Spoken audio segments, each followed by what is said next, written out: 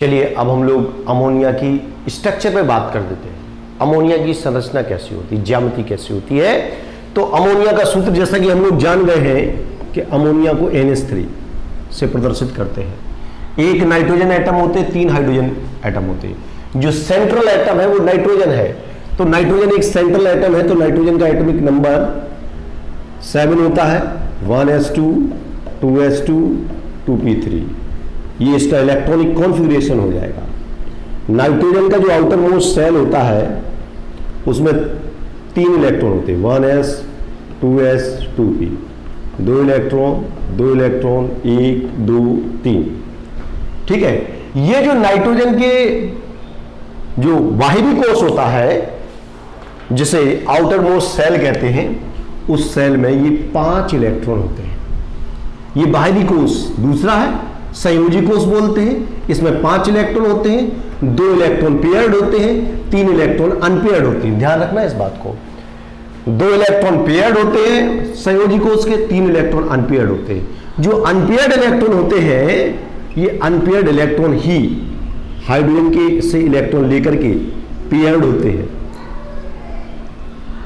ठीक है, लेकिन उससे पहले एक हाइब्रिडाइजेशन का कंसेप्ट इन्वॉल्व हो जाता है कि यहां जो अमोनिया है, अमोनिया में जो संकरण है जिसे कहते हैं हाइब्रिडाइजेशन।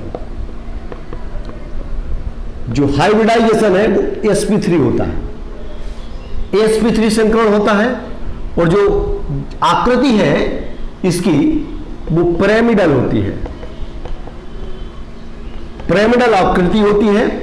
और जो बॉन्ड एंगल है 160 डिग्री का होता है।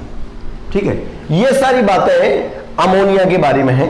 तो अमोनिया की ज्यामिति पिरामिडल क्यों होती भाई, देखो तो उसके बारे में ये समझ लें आप कि अमोनिया में एक लोन पेयर होता है और 3 बॉन्ड पेयर्स होते हैं।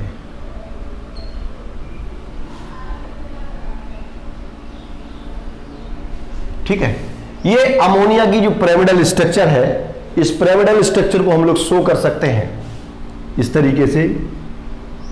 ये पिरामिड बनाता है,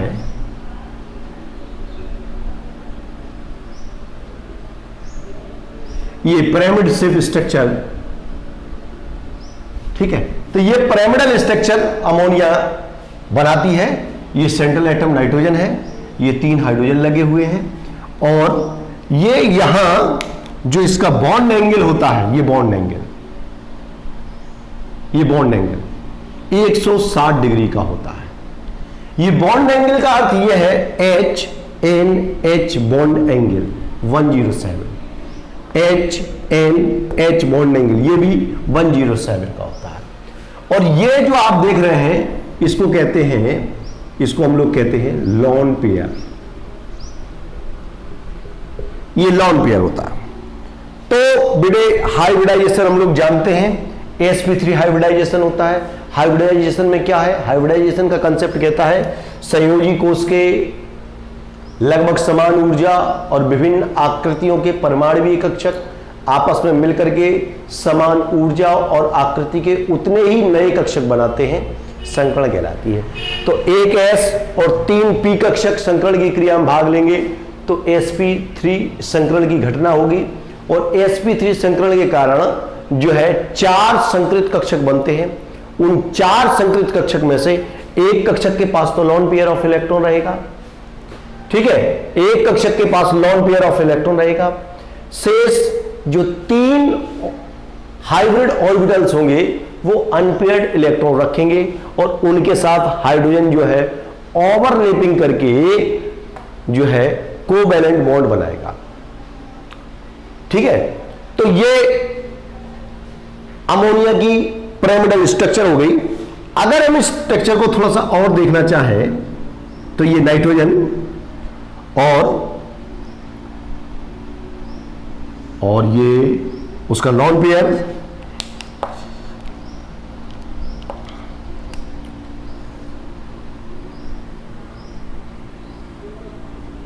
H H H, ये लॉन पेयर ऑफ इलेक्ट्रॉन है, ठीक है। अच्छा, ये लॉन पेयर है, ये बॉन्ड पेयर है, और इनके बीच का जो बॉन्ड एंगल है वो हम पहले ही बता चुके हैं 160 डिग्री का होता है। कहीं कहीं बुक्स में आपको 106 डिग्री 45 मिनट मिल जाएगा, ध्यान रखना, आपको 106 डिग्री 45 मिनट मिल जाएगा, 106 डिग्री 51 मिनट लिखा हुआ मिलेगा। लेकिन जब हमें बॉन्ड एंगल को राउंड फिगर में बताना होता है तो 107 डिग्री कह देते हैं। लेकिन अगर हमें और ज्यादा एक्यूरेट अनाउंस करना है तो 106 डिग्री 45 मिनट या 106 डिग्री 51 मिनट, जैसा कि बुक्स में दिया है। तो ये स्थिति हो गई। ये सारे 3 बॉन्ड पेयर्स हैं और इसको हम लोग जानते हैं, इसको लॉन पेयर कहते हैं। और यहां एक रिपल्सन की घटना होती है बेटे। रिपल्सन की घटना कहां होती है? यहां रिपल्सन होता है। और रिपल्सन क्यों होता है, ये बात आप लोगों ने फर्स्ट ईयर में पढ़ी है। ये रिपल्सन की घटना यहां क्यों होती है?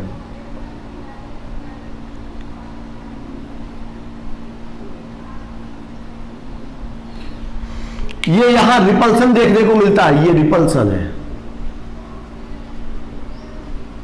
ये रिपल्सन है। ये रिपल्सन क्यों होता है? इसको बोलते हैं लॉन पेयर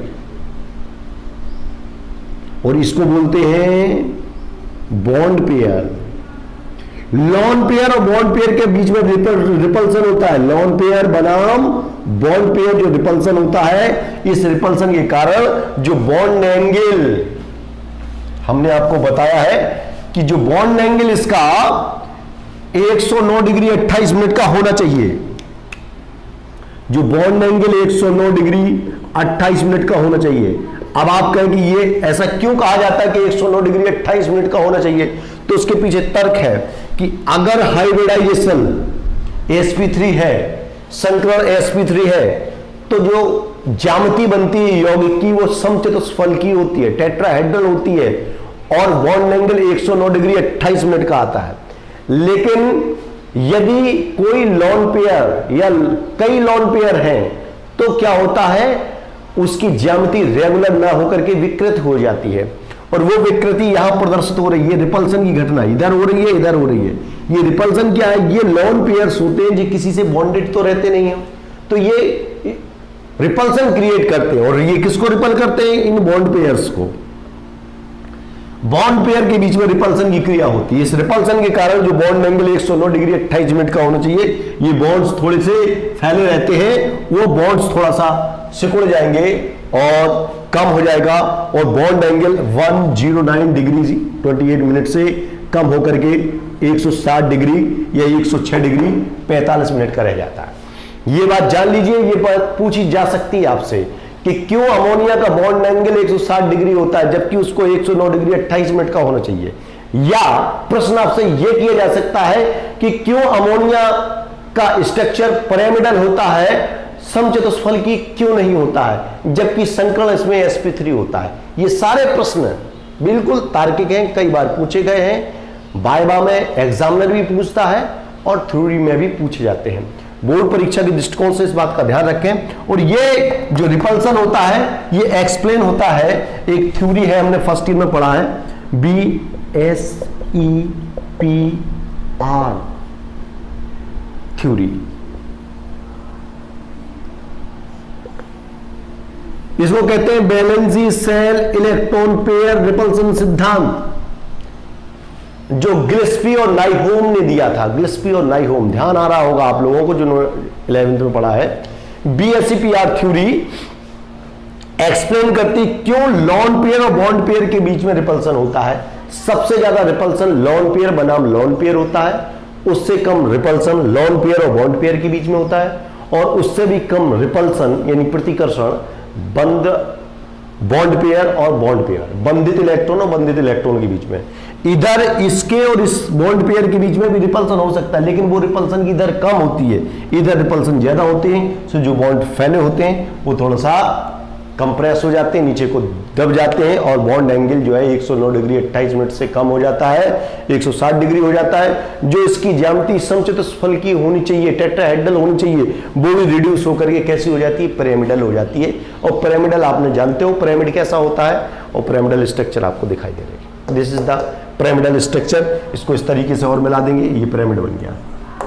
ठीक है, इसको मैंने ब्लू शेड नहीं डाला है, इधर से आप और मिला देंगे तो ये पिरामिडल स्ट्रक्चर बन गया। तो भाई ये अमोनिया की ज्यामिति हो गई, इसको समझ लें। इससे क्वेश्चन पूछे जा सकते हैं आपसे। हाइब्रिडाइजेशन क्लियर है, sp3 हाइब्रिडाइजेशन होता है, ज्यामिति पिरामिडल होती है, बॉन्ड एंगल 160 डिग्री होता है, जबकि 109 डिग्री 28 मिनट का दावा किया जाता है। और ऐसा क्यों हो जाता है, इसको एक्सप्लेन करती है BSc-PR थ्योरी। ठीक है, नाइट्रोजन के बाहरी कोश में 5 इलेक्ट्रॉन होते हैं और ये रिपल्सन होता है लॉन पेयर बनाम बॉन्ड पेयर के बीच में। क्लियर हो गई बात? चलिए, उम्मीद है ये चीजें समझ में आ गई होंगी। और इसको समझने के बाद अपनी अटेंडेंस YouTube पर देना ना भूलें, क्योंकि वही एक अटेंडेंस का जरिया जिससे हम पहचान पाते हैं कि किन किन बच्चों ने वीडियो को सीन किया है और किन्होंने पढ़ाई नहीं की है। ठीक है, धन्यवाद।